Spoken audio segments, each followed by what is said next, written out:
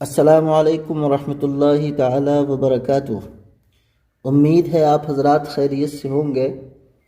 اللہ تبارک و تعالی آپ کو شاد و آباد رکھے اور رمضان المبارک کی برکتیں نصیب فرمائے۔ آج ہم بتانے والے ہیں کہ کن چیزوں سے روزہ ٹوٹ جاتا ہے اور کن چیزوں سے روزہ نہیں ٹوٹتا۔ تو سب سے پہلے ہم بتائیں گے کہ کن چیزوں سے روزہ ٹوٹتا ہے۔ دیکھیں، کھانے پینے اور جمع کرنے سے روزہ ٹوٹ جاتا ہے جبکہ بندے کو پتہ ہو کہ میں روزے دار ہوں، یعنی روزے دار ہونا یاد ہے، پھر آپ نے کھا لیا یا کچھ پی لیا یا جمع کر لیا، عورت سے اپنی مل لیا، بیوی سے ہم بستری کر لی، تو اس صورت میں روزہ ٹوٹ جاتا ہے۔ اور اگر روزے دار ہونا یاد نہیں تھا، پھر بھول کر کچھ کھا لیا یا کچھ پی لیا، تو ایسی صورت میں روزہ نہیں ٹوٹے گا۔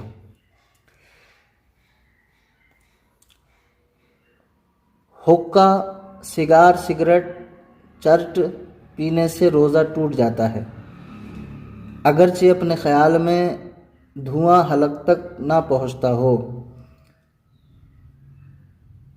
یعنی سگریٹ پی لیا آپ نے، حقہ پی لیا یا سگار پیا اور حلق تک دھواں نہیں بھی پہنچا ہے، خیال میں نہیں بھی پہنچا ہے، پھر بھی اس کے پینے سے روزہ ٹوٹ جاتا ہے۔ بلکہ پان یا صرف تمباکو کھانے سے بھی روزہ ٹوٹ جاتا ہے، اگرچہ پی تھوک دی ہو۔ یعنی جو پان کا رس ہوتا ہے یا تمباکو کا جو رس ہوتا ہے، اس کو اگرچہ آپ نے تھوک دیا ہو، لیکن صرف منہ میں رکھنے سے، اسے چبانے سے روزہ آپ کا ٹوٹ جاتا ہے، اس لیے کہ اس کے باریک اجزاء ضرور حلق میں پہنچتے ہیں۔ اور شکر وغیرہ ایسی کوئی چیز جو منہ میں رکھنے سے گھل جاتی ہے اور اس کو منہ میں رکھ لیا اور رکھنے کے بعد تھوک نگل لیا، تو اس صورت میں روزہ ٹوٹ جاتا ہے۔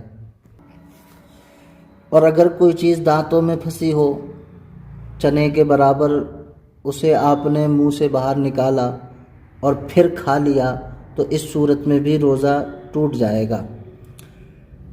یا پھر دانتوں سے خون نکل کر حلق سے نیچے اترا اور خون تھوک سے زیادہ یا برابر تھا یا کم تھا، مگر اس کا مزہ حلق میں محسوس ہوا، تو ان سب صورتوں میں روزہ ٹوٹ جاتا ہے۔ اور اگر خون کم تھا اور مزہ بھی محسوس نہ ہوا، تو اس صورت میں روزہ نہیں ٹوٹے گا۔ حوالہ در مختار۔ روزے میں دانت اکھڑوایا اور خون نکل کر حلق سے نیچے اترا، اگرچہ سوتے میں ایسا ہوا ہو، تو اس روزے کی قضا واجب ہے۔ رد المختار۔ عورت نے پیشاب کے مقام میں روئی کا کپڑا رکھا اور بالکل باہر نہ رہا تو روزہ ٹوٹ گیا۔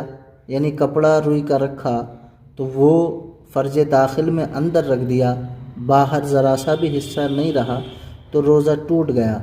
اور خشک انگلی پاخانے کے مقام میں رکھی یا عورت نے شرمگاہ میں رکھی تو روزہ نہیں ٹوٹا۔ اور اگر انگلی بھیگی تھی پھر عورت نے شرمگاہ پہ رکھ لی، یا اس انگلی پہ کچھ لگا ہوا تھا پھر شرمگاہ میں رکھ لی، تو ایسی صورت میں روزہ ٹوٹ جاتا ہے، بشرطیہ کہ پاخانے کے مقام میں اس جگہ رکھی ہو جہاں عمل کرتے وقت حکمہ کا سرا رکھتے ہیں۔ فتاوی عالمگیری، در مختار اور رد المختار وغیرہ۔ مبالغے کے ساتھ استنجا کیا، یعنی خوب پانی بہایا، استنجا کرتے وقت خوب پانی بہایا، یہاں تک کہ حکمہ رکھنے کی جگہ تک پانی پہنچ گیا، روزہ ٹوٹ گیا۔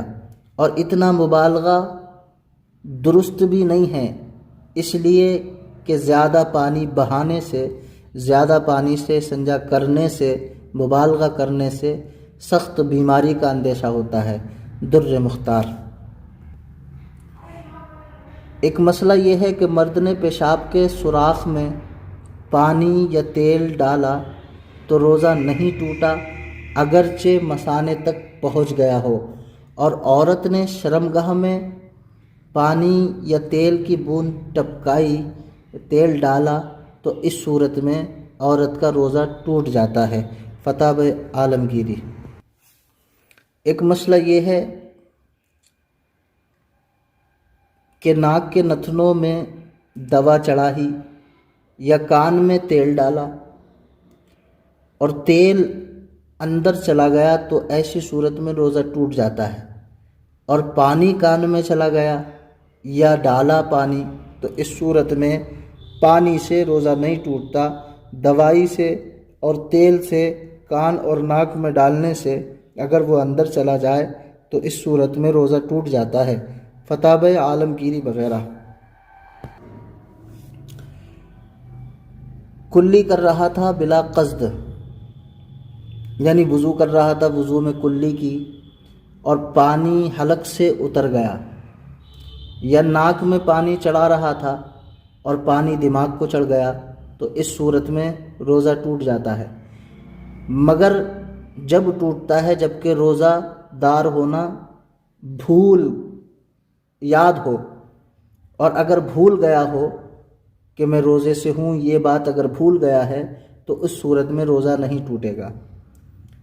یوں ہی کسی نے روزے دار کی طرف کوئی چیز پھینکی اور وہ چیز اس کے حلق میں چلی گئی تو اس صورت میں بھی روزہ ٹوٹ جاتا ہے۔ سوتے وقت پانی پی لیا، یعنی حالت نیند میں بندہ سو رہا ہے، اب کسی نے پانی پلا دیا اسے، یا کچھ کھلا دیا یا کھا لیا، یا منہ کھلا ہوا تھا، پانی کا قطرہ یا اولا حلق میں گر گیا تو اس صورت میں روزہ ٹوٹ گیا۔ دوسرے کا تھوک نگل گیا یا اپنا ہی تھوک ہاتھ پر لے کر نگل گیا تو اس صورت میں بھی روزہ ٹوٹ جاتا ہے۔ ایک مسئلہ یہ ہے کہ آنسو منہ میں چلا گیا اور نگل لیا، اگر قطرہ 2 قطرہ ہے تو اس صورت میں روزہ نہیں ٹوٹے گا، اور اگر زیادہ ہے کہ اس کی نمکینی پورے منہ میں محسوس ہو رہی ہے تو اس صورت میں روزہ ٹوٹ جاتا ہے۔ پسینے کا بھی یہی حکم ہے۔ فتح عالمگیری۔ ایک مسئلہ یہ لکھا ہوا ہے علماء نے فتح عالمگیری میں کہ پاخانے کا مقام باہر نکل پڑا تو حکم ہے کہ کپڑے سے خوب پونچھ کر اٹھے۔ مثال کے طور پہ آپ پاخانہ کرنے گئے اور اس کے بعد آپ نے استنجا کیا، پانی سے دھویا، تو اب حکم ہے کہ کپڑے سے خوب صاف کر لے، اس کے بعد اٹھے، تاکہ تری جو ہے تری بالکل بھی باقی نہ رہے، اور اگر کچھ پانی اس پر باقی تھا اور آپ کھڑے ہو گئے اور پانی اندر چلا گیا تو روزہ فاسد ہو گیا۔ اسی وجہ سے فقہاء کرام فرماتے ہیں کہ روزہ دار جب استنجا کرے تو استنجا کرتے وقت سانس کو روک لے، سانس نہ لے۔ اگر اس نے سانس لے لی تو سانس کے ذریعے سے جو پانی کے قطرات ہوتے ہیں وہ پخانے کے مقام میں اندر چلے جاتے ہیں، اس صورت میں روزہ ٹوٹ جاتا ہے۔ اگر عورت کا بوسہ لیا یا عورت کو چھوا یا اس سے مباشرت کی یا گلے لگایا اور انزال ہو گیا تو روزہ ٹوٹ گیا، اور اگر عورت نے مرد کو چھوا اور مرد کو انزال ہو گیا تو روزہ نہیں ٹوٹا۔ عورت کو کپڑے کے اوپر سے چھوا اور کپڑا اتنا دبیز ہے کہ بدن کی گرمی محسوس نہیں ہوتی ہے تو روزہ فاسد نہیں ہوا، اگرچہ انزال ہو گیا ہو۔ اور اگر قصداً منہ بھر قے کی ہو اور روزے دار ہونا یاد ہے تو مطلقاً روزہ ٹوٹ جاتا ہے، اور اگر اس سے کم قے کی اور بلا اختیار قے ہو گئی اور منہ بھر کے ہے یا منہ بھر کے نہیں ہیں، بہر تقریر وہ لوٹ کر حلق میں چلی گئی یا اس نے خود لوٹائی یا نہ لوٹائی تو اگر منہ بھر نہ ہو تو روزہ نہیں ٹوٹتا ہے، اور اگر اس نے لوٹا لی اور منہ بھر کے ہو تو روزہ ٹوٹ جاتا ہے۔ اگرچہ اس میں سے صرف چنے برابر حلق سے اتری تو روزہ ٹوٹ جائے گا، اور اس سے کم ہے تو روزہ نہیں ٹوٹے گا۔